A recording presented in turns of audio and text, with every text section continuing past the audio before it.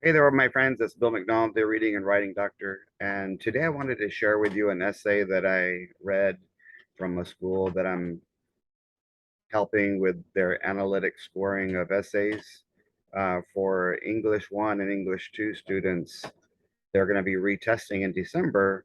So one of the things that I offer is that for 25 bucks per essay, I not only give a score, but I kind of give what would be an outline of the students' essays and some feedback in the areas of organization, development with voice, because on the regular expository and persuasive, you need to have voice in order to get the four. And then, of course, the conventions, the grammar, the sentences in terms of run-ons and fragments. So I just want to show you kind of what will make a huge impact in terms of the way the students present information.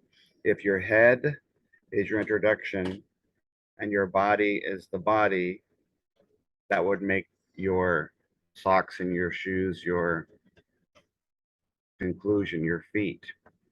And it does say that for informative, expository, and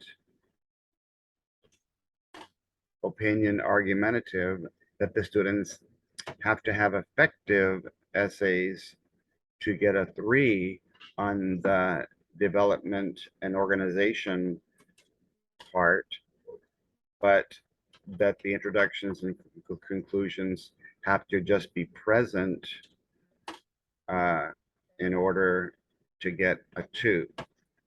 And so when I read this essay regarding a specific prompt that the students were assigned, I wanted to show it to you so you can see not only the effectiveness of the essay, but in terms of the introduction and conclusion, but how well it flowed throughout the entire paper and how the student really went to the extra effort for vivid word choices that added depth and substance to the quality of the essay. So let me show you a brief analysis of what expository is supposed to look like using my everything ties together an extended essay response. Now, because I'm doing a regular expository responding to a prompt, I want to make sure you understand that you don't have to give evidence. The only examples that you need are from your own life, hypothetical examples, current event, or historical, and sometimes analytical examples. So you would still have your thesis about the topic. You'd have however many ideas you're going to present. You would give examples, current event, historical, personal, or hypothetical, explain them, and then have an ending and editing and make sure that everything supports each other and ties together like the laces on a shoe. So in a brief summary, when we're doing expository and or opinion argumentative, ties can be the thesis, the topic, the central idea statement for third, fourth, and fifth, controlling idea statement for sixth through eighth, and of course the thesis for ninth and 10th. If your students are given the opinion argumentative, they have to make a claim statement, an opinion statement about one of the ideas that are presented in the prompt or the other. You need decent transitions, basically as you move from lace to lace. You want the transition words or phrases to be smooth and controlled. The introduction must be effective for a 3, and present for a 2. All the ideas are interdependent, not just on each other, but on the idea that the thesis, claim, or CIS, and the topic. So for extended essay, everything is based on evidence. And so instead of using the entire evidence of a selection, your kid will have to decide which examples of evidence are the best ones that tie to the idea that they're going to use in terms of their thesis, the CIS, the claim or opinion statement. Then they'll explain, that would be in order to get a 2. They'll explain and explode with effective word choices and sentence fluency to have a good chance for a 3. The ending has to also be effective for a 3 or present for a 2. And then they have to take their paper to the ER to get the last 2 points, the total of 5 points. The grammar, the conventions are going to count for 0 to 2 points on the essay. And so the S of ties would be the essay has to have a good structure, not formula, but structure that is actually expository, informative, responding to a prompt for 9th and 10th grade for December, or responding to text with the evidence. The cool thing about evidence, example, explain, and explode in the body, those are all in alphabetical order. So it's important that the kids decide which evidence are they going to use for the example. Then they can take those examples and explain and explode them. The specific supporting sentences are the development part. You have to develop your ideas in detail. Specific supporting sentence 1, 2, 3. That you have to take the time to explain how the evidence and the idea that you chose tie together.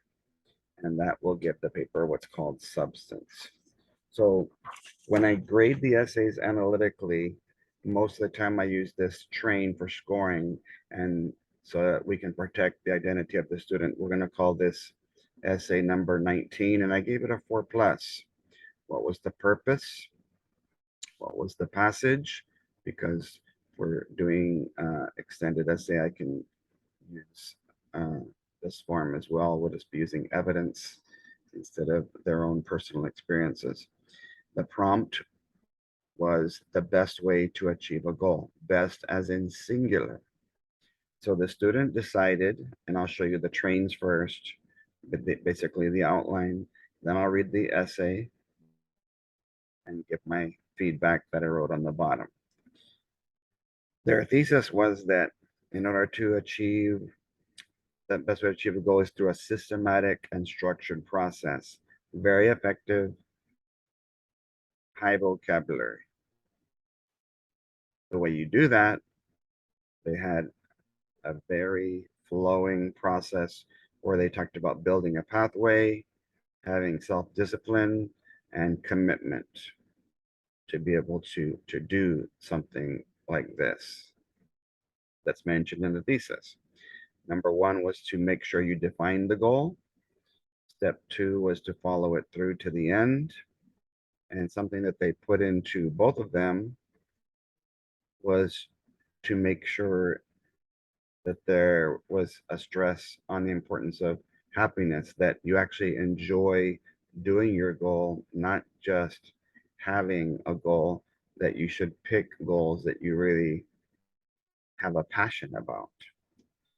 And then the last idea before they rephrased and used the acronym TIES to tie everything together was not allowing the setbacks to demoralize you, which is all very creative. And so what I did, I wrote just a few highlights. I highlighted the thesis statement in yellow.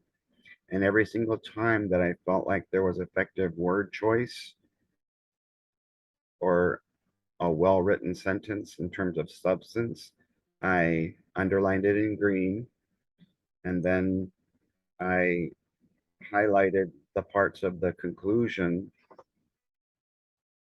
that I felt did what I call tying the essay together in a specific way. So here's what an essay that, in my opinion, would get a 4 in December for retesters would look like. I believe the best way to achieve a goal is through a structured and systematic process. And again, all the greens are when I felt like they chose effective word choice. First, one must build a pathway or success they intend to follow, then have the self-discipline and commitment to see it through. Seemingly simple steps to be sure, but when coupled with the constantly evolving state of one's psyche, it can be helpful to ground yourself to a specific goal by sticking with it. I would probably say that even grounding yourself, uh, that little idiom there, is an interesting way to express an idea. So, indentation, some space between paragraphs, perfectly fine. Starting off, we need to be able to define what our goal is. Topic, sentence, main idea. In most fields, data and therefore success are measured quantitatively, qualitatively. This means that we have to have either a numerically precise or descriptive and concise definition for what achieving our goal will be. In your deliberation, be certain that your goal is tangible, that it can be achieved. So this is writing in second person talking to the reader, which is perfectly fine. You can use on the responses to prompts. It doesn't matter on ninth and 10th grade retesters, whether they write in first person, second, or third person. They can write in past tense, present tense, or future tense as long as they're clearly explaining for expository and persuading for persuasive, convincing. Most of all, do not set a goal if it will not make you happy when you achieve it. Love that one. Fulfilling your life's purpose is the highest form of human achievement. That is what I'm going to call one of my top 100 sentences. If I'm reading something written by a student, I would write this child's name on a copyright poster and write this sentence right here because that was very analytical, very uh, full of critical thinking. So great. And there's another one just as good to close the next paragraph. And I love the way that they decide to have the what I would call the belt that leads you to the pants and the socks that lead you to the shoes, if that makes sense. Fulfilling your life's purpose is the highest form of human achievement. Once you have defined a tangible and realistic goal, that's them transitioning from defining that you can envision making you happy when you achieve it, you'll have to follow through with it. Again, having a goal that makes you happy upon completion is a pivotal factor in your willingness to complete your goal. However, through achieving your goal, it will make you happy. The process to achieve it may not make you so. As the old saying goes, life's about the journey, not the destination, meaning that the process will take some time, take some extent, have to fulfill you as much as achieving your goal will. Okay. So there's one more very effective closing of a paragraph, and I love how this student seems to intentionally save the most thought-provoking, engaging sentences for last in his paragraphs or her paragraphs. There eventually will be bad days, setbacks, mistakes, losses, etc. And I'm going to say, yeah, I would hope that a student would not use happy or bad, that there's some great synonyms on my writing folder that your students can use. But the overwhelming strength of the rest of the essay is so strong that it compensates for the weaknesses just in a couple of uses of the words like happy and bad. However, there will not, must not be failure via quitting, giving up, demoralization, etc. And their last really impactful statement before they close. Life's very purpose is to achieve a goal. Failure to even pursue a goal is to reject life's purpose. So this one had for sure two, perhaps three top 100 sentences that I would want to add to our class's uh, wall of fame. So, closing. Ties again. Do they address the topic and the thesis? Do they share their personal thoughts with you? Do they rephrase their ideas in some way? Is there an emotional connection? Yes, you see it there. Do they share their thoughts? Yes, you see it there by color coding. Did they mention the topic and the thesis? Yes, it's in red. Is there a synopsis that isn't repetitive? Yes. They kind of merged everything back together, uh, sort of like a fancy way of saying a summary. So let's see how it sounds. Build and systemize your goal achievement process. Be disciplined and stay committed to your goal by enjoying the process of achieving it. I believe these are the ways one can best achieve their goal. Now, when you compare that closing to the introduction, it's not quite as effective. They didn't put as much effort into the word choices and leaving that reader with a sense of closure or completeness. But I do feel like they did a good job of tying everything together enough to the point where it wasn't just restating or regurgitating things that had already been said. So the last thing I want to show you is what kind of feedback can I give to the student? Development and organization.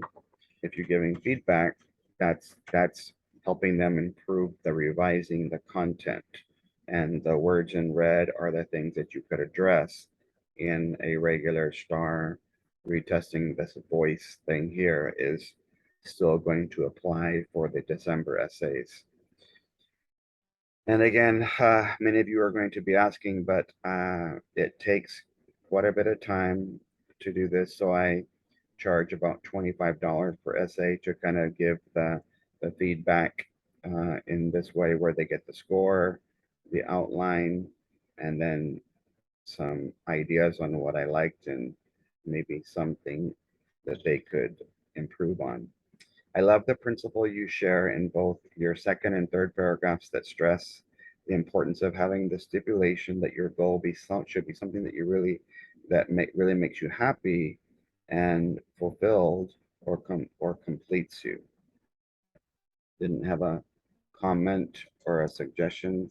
The only thing I would say probably in the word choices perhaps down here would be maybe perhaps change happy and bad to something with a little higher vocabulary. The organization revising, uh, the hook, the central idea, the thesis, the controlling idea, the number of examples or reasons, how they transition, the sentence starters, how they close. Excellent opening paragraph to draw the reader in and engage him. Fulfilling your life's purpose is the highest form of human achievement. Star, quality sentence. Failure to even pursue a goal is to reject life's purpose. That is a very powerful statement, both of them. So I just went on to say excellent, precise word choice all throughout the essay. And so this in my mind is what a 4 paper would sound like. And just so you're aware, typically speaking, the average on an average year, only about 1% of the fourth graders, when they were taking their expository test each year, when we were doing writing for that grade level, would get 2 4s. Only 1 out of every 100 kids. In 7th grade, it was usually about 3 to 4% at the most. In other words, 1 out of every 25 kids. And in ninth and 10th grade, it was pretty much the same, anywhere between 4 to 6% of the students getting 2 4s. And for those of you who are in high school, just remember that if you can get a 1 to turn to a 2 from two different readers, that becomes 4 points total. And because they want the essay to be worth more, that becomes an 8 instead of a 4. A 3 plus 3, 6, becomes a 12 instead of an 8. And a 4 plus 4, becomes a 16 because of the doubling. So if you can, this is only, we're still towards the end of October, so there's still enough time to improve your students' essays by 1 point and perhaps 2 by getting them to explain and explode the examples that they use. Uh, and I think that's the easiest way. Have them spend less time on giving the number of reasons and examples and just take 1 or 2 examples and explain and explode those with their voice, with their toes, their thoughts and opinions, the T and the O, their emotions that they tell or show, the 5 senses, to establish the setting when necessary, the things you might say and how you might say it, and what I'm going to call the salsa. I'm grabbing my belly for effective vocabulary, which we saw a lot of here, and appropriate figurative language expressions. So just wanted you to see that. So when you transition over to the extended essay responses, you'll notice that as part of the development, it does mention the importance of effective word choices that are very precise and add substance and depth to the quality of the response. And so that's one thing that's going to help your introductions and conclusions be more effective, more meaningful, and have more impact. Tell your kids to think of the introduction as the appetizer, the body as the meat and the vegetables, and the conclusion as the dessert. You want the reader to have a full meal deal when he's done reading your essay. Please feel free to share this with somebody. If you are a high school teacher and you have some retesters, uh, feel free to send me one essay if you'd like, and I'll give you some feedback on it. If you want me to help you like I'm helping this one district, we're doing some English 1s right now, and then we'll be doing some English 2s, doing about 70 to 75 essays for each grade level, and charging them about $25 each for my time to put in um, some feedback that will hopefully impact the students. And so I felt like I wanted you to see the bullseye. Uh, if this paper that we just read was based on evidence instead of the student's own point of view and experiences, um, that's all it would need would be evidence from the text to support his idea or his claim if he's going to use words like I believe, because that would be like an opinion argumentative piece. But they're not going to grade you down just because you say I believe on an expository essay. You're allowed to believe what you want. They want to know what your students think when it says on that prompt, write about the best way to learn. Well, they mean from that student's point of view, from that student's opinion and perspective. So uh, they'll ask for your kids' point of view and perspective on evidence, what they think is the central idea, the controlling idea, the thesis for informative expository, and what they think the claim or opinion statement would be for opinion argumentative. Feel free to email me at my email address there behind me, writing_doctor@yahoo.com.